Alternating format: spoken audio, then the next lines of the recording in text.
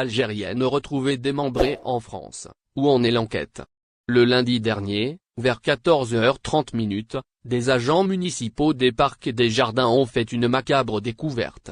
En effet, sous un tas de déchets verts, au niveau de Butte-Chaumont, un des parcs les plus visités de Paris, ces agents ont découvert un sac contenant le bassin et les cuisses d'une femme.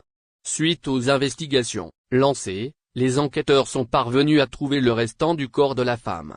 Une enquête a été lancée qui a permis, à son tour, d'analyser les empreintes digitales de la femme en question, et de déterminer l'identité de la victime.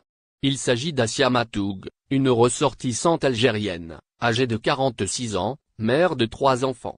Assia, retrouvée démembrée dans un parc à Paris, je pense que je vais bientôt mourir d'après les premiers résultats de l'autopsie, établis sur le corps de la défunte. Assia serait morte par asphyxie avant d'être découpée. Cependant, d'autres tests plus approfondis seront menés sur le corps de cette dernière pour confirmer les circonstances de sa mort.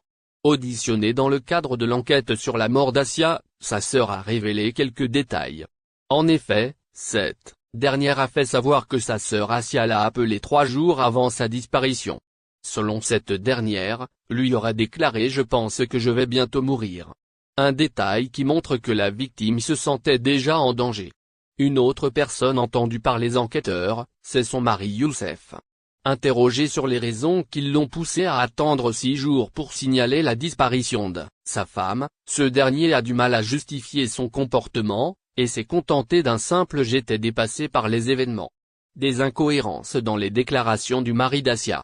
D'autres déclarations du mari d'Assia font l'objet de quelques incohérences, notamment celle précisant que sa femme avait quitté le domicile familial la nuit du 30 et 31 janvier 2023, chose que les caméras de surveillance n'ont pas réussi à confirmer. Youssef, le mari d'Assia, avait déjà déclaré qu'il est parti à la recherche de sa femme dans certains endroits de la capitale parisienne, alors que les enquêteurs se sont aperçus qu'il ne s'est pas rendu dans les lieux en question. Vendredi dernier, les investigations ont été confiées au juge d'instruction qui a ouvert une information judiciaire pour assassinat, atteinte à l'intégrité et recel d'une naturalisation en France. Très bonne nouvelle pour les Algériens. Le gouvernement français a annoncé une grande décision concernant la procédure de demande de naturalisation en France pour étrangers, dont les Algériens.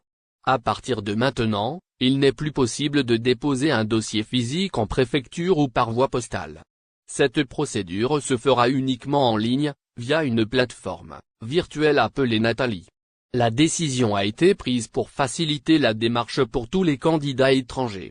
Le 6 février dernier, le ministère de l'Intérieur a inauguré la plateforme Nathalie pour récolter les demandes de nationalité. Cette plateforme permet aux postulants étrangers, notamment maghrébins, de suivre leurs demandes en temps réel via leur espace personnel et de notifier tout renseignement manquant à leur dossier. La présence du candidat ne sera requise qu'à 2 occasions, lors de l'entretien d'assimilation pour l'examen du dossier et lors de la cérémonie d'accueil si la candidature a été acceptée. En 2021, plus de 130 000 étrangers ont obtenu la nationalité française. Pour cela, plusieurs critères sont exigés, tels que la capacité de justifier d'une résidence dans l'Hexagone supérieur ou égal à 5 ans, une maîtrise suffisante de la langue française et l'absence de condamnation pénale figurant sur le casier judiciaire. Cette décision est un exemple de plus du projet de dématérialisation des procédures administratives en France. La digitalisation permet de simplifier les démarches administratives pour les citoyens et d'améliorer l'efficacité de l'administration. Bien que certains puissent être réticents à l'égard de cette nouvelle mesure, il est important de se rappeler que la numérisation est la voie à suivre pour moderniser et rendre plus accessible l'administration publique. En somme, la France a donc pris une décision importante en dématérialisant la procédure de demande de nationalité.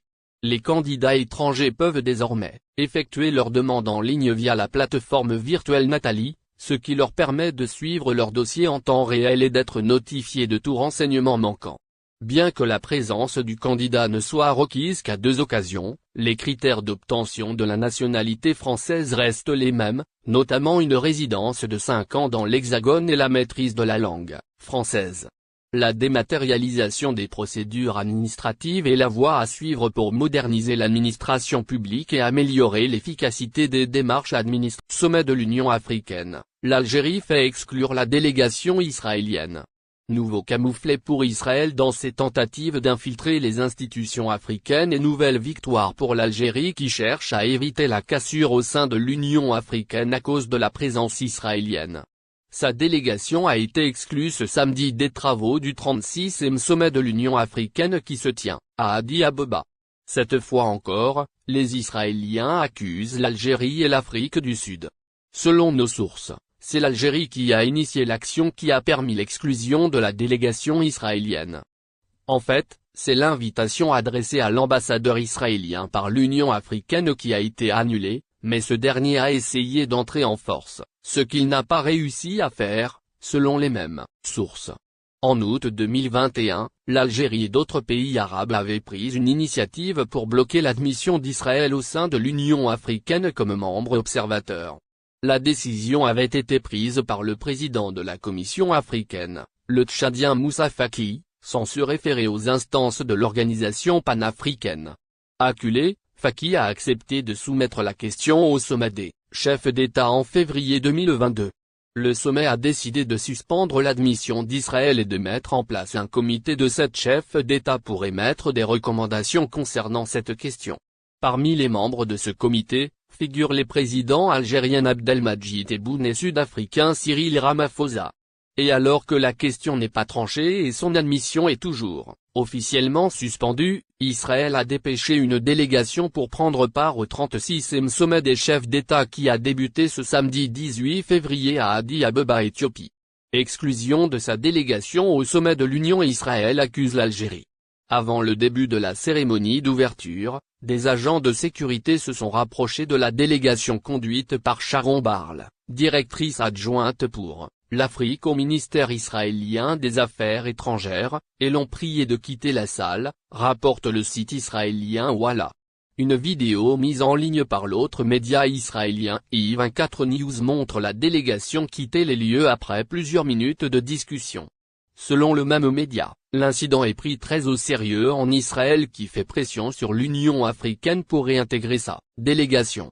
Dans un communiqué rendu public après cette expulsion, le ministère israélien des Affaires étrangères a accusé l'Algérie et l'Afrique du Sud d'avoir fait pression pour exclure la délégation israélienne.